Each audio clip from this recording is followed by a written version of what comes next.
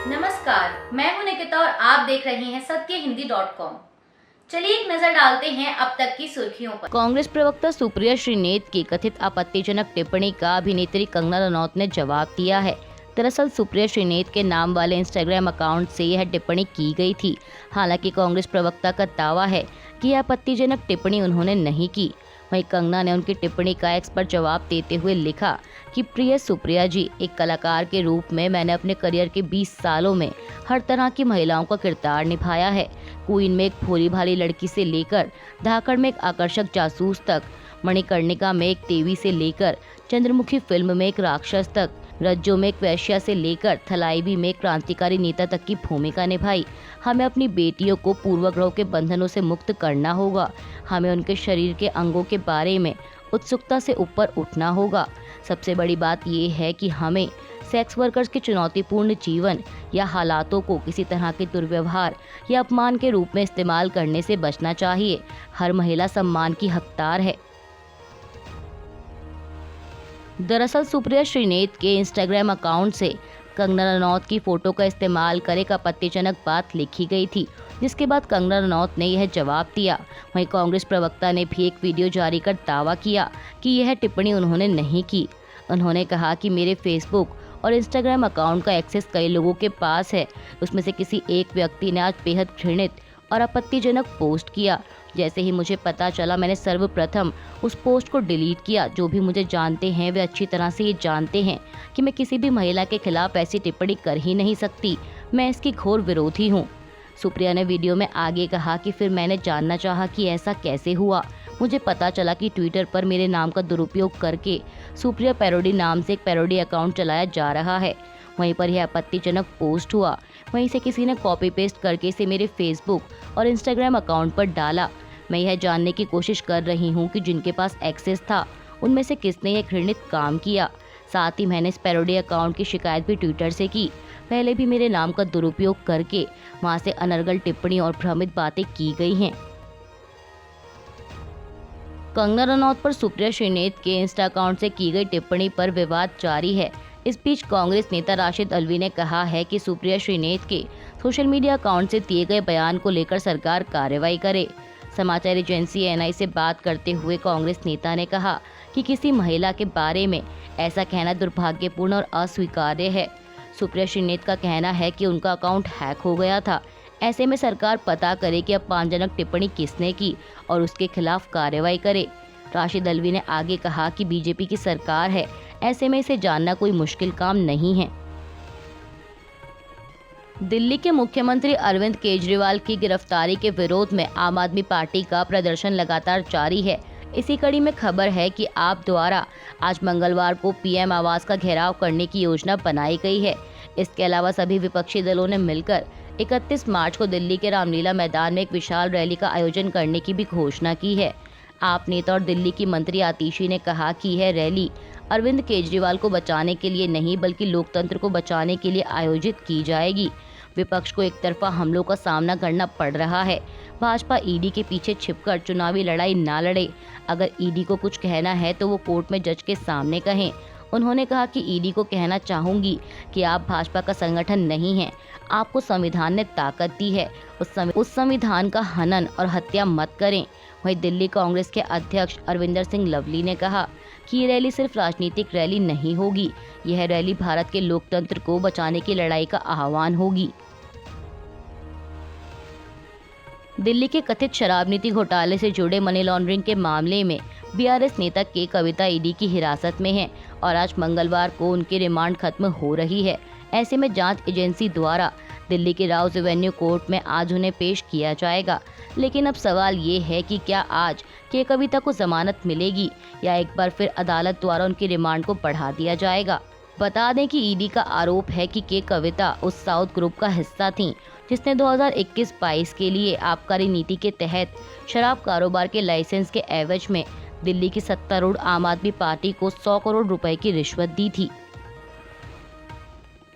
शिवसेना उद्धव गुट के नेता संजय राउत ने कल सोमवार को जानकारी दी कि उनकी पार्टी आज मंगलवार को 15 से 16 सीटों के लिए अपने उम्मीदवारों के नाम की घोषणा करेगी।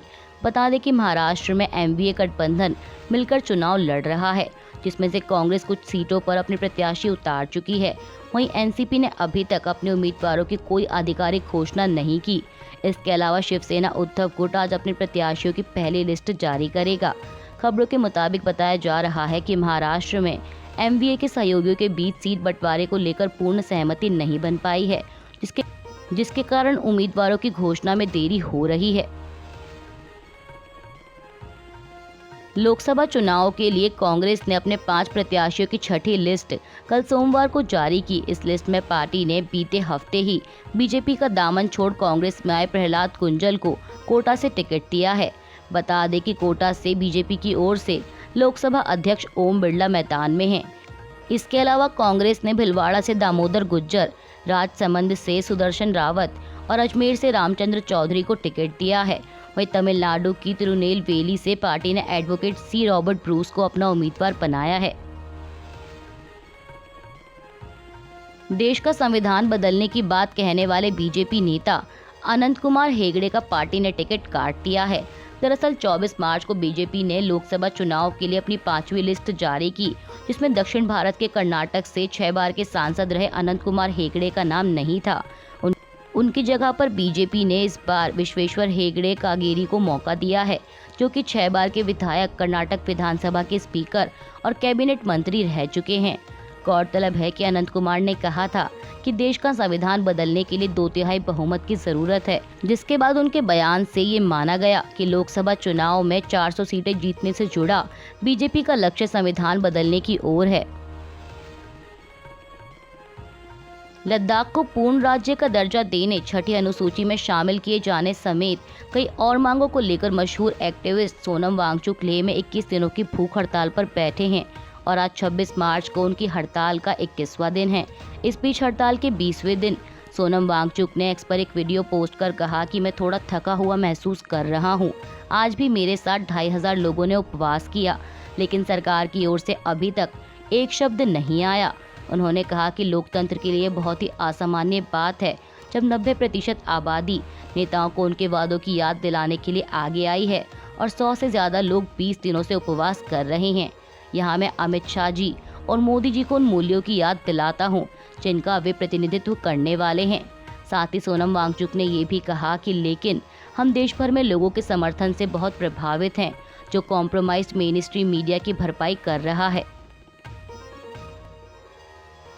लोकसभा चुनाव से पहले राजनीतिक दलों के बीच वार पलटवार और बयानबाजी का दौर जारी है। इसी कड़ी में तमिलनाडु के मुख्यमंत्री एम.के. स्टालिन ने प्रधानमंत्री मोदी पर निशाना साधा। उन्होंने कहा कि अगर नरेंद्र मोदी दोबारा प्रधानमंत्री बने तो नफरत के बीज बोकर भारत को बर्बाद कर देंगे। मुख्यमंत्री ने मतदाताओं से लोकसभा चुनाव में मानवीय प्रधानमंत्री चुनने की अपील की। उन्होंने कल सोमवार को तमिलनाडु में एक जनसभा को संबोधित करते हुए कहा कि लोगों का वोट तय करेगा कि राज्य का सम्मान करने वाला और तमिलों से नफरत ना करने वाला कोई व्यक्ति प्रधानमंत्री बनेगा या नहीं। आपका वोट मानवीय प्रधानमंत्री को चुनने के लिए है। यह आपके हाथ में है कि आप ऐसे व्यक्ति को प्रधानमंत्री बनाएं जो तमिलनाडु और तमिलों का सम्मान करता हो। इसके लिए प्रधानमंत्री नरेंद्र मोदी को चुनाव हारना होगा।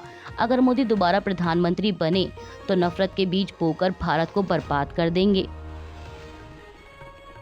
समाजवादी पार्टी प्रमुख अखिलेश यादव ने कल सोमवार को इटावा में एक होली कार्यक्रम को संबोधित करते हुए कहा कि होली एक बहुरंगी त्योहार है, लेकिन कुछ लोगों को केवल एक ही रंग पसंद है और हमारा लोकतंत्र तब मजबूत होगा जब इसमें अलग अलग विचारधारा और अलग अलग सोच के बहुरंगी लोग होंगे। अखिलेश ने आगे यूपी में प्रश्न पत्र लीक होने के मुद्दे पर भी बीजेपी को आड़े हाथों लेते हुए कहा कि सरकार द्वारा आयोजित कोई परीक्षा ऐसी नहीं बची जिसका प्रश्न पत्र लीक ना हुआ हो।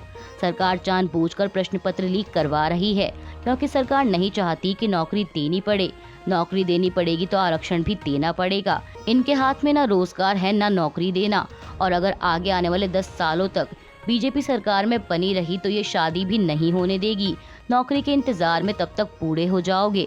सपा प्रमुख इतने पर ही नहीं रुके, उन्होंने बीजेपी के परिवारवाद वाले आरोप पर भी पलटवार करते हुए कहा कि हम बीजेपी वालों से कहेंगे कि वो संकल्प लें कि किसी परिवार वाले को टिकट नहीं देंगे और ना ही किसी परिवार वाले से वोट मांगने जाएंगे। आईपीएल के 17वें सीजन का छठा मैच कल सोमवार को रॉयल चैलेंजर्स बेंगलोर और पंजाब किंग्स के बीच खेला गया। इस मैच में बेंगलोर ने पंजाब के खिलाफ 4 विकेट से जीत दर्ज की। पहले बल्लेबाजी करते हुए पंजाब ने 20 ओवर में 6 विकेट खोकर 176 रन बनाए थे, जिसके जवाब में आरसीबी ने 19.2 ओवर में 6 विकेट के नुकसान पर 178 रन बनाकर 4 विकेट से यह मैच जीत लिया और इसी के साथ आरसीबी 2 पॉइंट्स के साथ पॉइंट्स टेबल में 6ठे नंबर पर पहुंच गई है, जबकि पंजाब 5वें नंबर पर है। बीसीसीआई ने आईपीएल 2024 का अब पूरा शेड्यूल जारी कर दिया है। दरअसल इससे पहले बीसीसीआई ने 17 अप्रैल तक का आईपीएल शेड्यूल जारी किया था, जिसमें 21 मैच खेले जाने हैं और साथ ही कहा था कि लोकसभा चुनाव की तारीखों का ऐलान होने के बाद 7 अप्रैल के बाद खेले जाने वाले मैचों का शेड्यूल जारी किया जाएगा। अब लोकसभा चुनाव की तारीखों का ऐलान होने के एक हफ्ते बाद बीसीसीआई ने भी आईपीएल के 17वें सीजन का पूरा शेड्यूल जारी कर दिया है। इसके अनुसार फाइनल मैच 26 मई को चेन्नई में खेला जाएगा। यहीं पर 24 मई को दूसरा क्वालिफायर मैच भी होगा। पहला क्वालिफायर मैच 21 मई को और एलिमिनेटर मैच 22 मई को अहमदाबाद के नरेंद्र मोदी स्टेडियम में खेला जाएगा। संयुक्त राष्ट्र सुरक्षा परिषद में गजा में तुरंत संघर्ष विराम लागू करने की मांग वाला एक प्रस्ताव लाया गया, जिसे कल सोमवार को मंजूरी मिल गई है। जहां अमेरिका ने इस प्रस्ताव पर हुई वोटिंग में भाग नहीं लिया, तो वहीं सुरक्षा परिषद के अन्य 14 देशों ने इसके पक्ष में मतदान किया। मीडिया रिपोर्ट्स के मुताबिक प्रस्ताव में संघर्ष विराम के लिए स्थायी और टिकाऊ युद्ध विराम के उपायों की बात की गई और साथ ही कहा गया कि हमास 7 अक्टूबर को उसके द्वारा बंधक बनाए गए लोगों को मुक्त कर दे। गजा में तुरंत संघर्ष विराम लागू करने की मांग वाले प्रस्ताव को मंजूरी मिलने के बाद इजराइल ने अमेरिका के प्रति नाराजगी जाहिर की है। इजराइल ने अपने प्रतिनिधि मंडल की अमेरिका की प्रस्तावित यात्रा को रद्द कर दिया है। इसके पीछे का कारण बताते हुए इजराइल के प्रधानमंत्री कार्यालय ने बताया कि यूएनएससी में अमेरिका के रुख में आए बदलाव के बाद बेंजामिन नेतन्याहू ने यह फैसला लिया है। उन्होंने पहले ही धमकी दी थी कि अगर अमेरिका के रुख में बदलाव होता है तो यह दौरा रद्द कर दिया जाएगा। दरअसल इजराइल की नाराजगी का कारण इस प्रस्ताव पर हुए मतदान में अमेरिका का वीटो ना लगाना माना जा रहा है, क्योंकि पिछले प्रयासों को अमेरिका ने वीटो कर दिया था, लेकिन इस बार अमेरिका ने इस प्रस्ताव से दूरी बनाए रखी। हालांकि व्हाइट हाउस ने कहा है कि मतदान प्रक्रिया में भाग ना लेना अमेरिका की नीति में बदलाव होना नहीं है और अमेरिका इजराइल से उसके इस फैसले पर बात करेगा। अभी के लिए बस इतना ही। बाकी की खबरों के लिए बने रहिए सत्यहिंदी.com के साथ।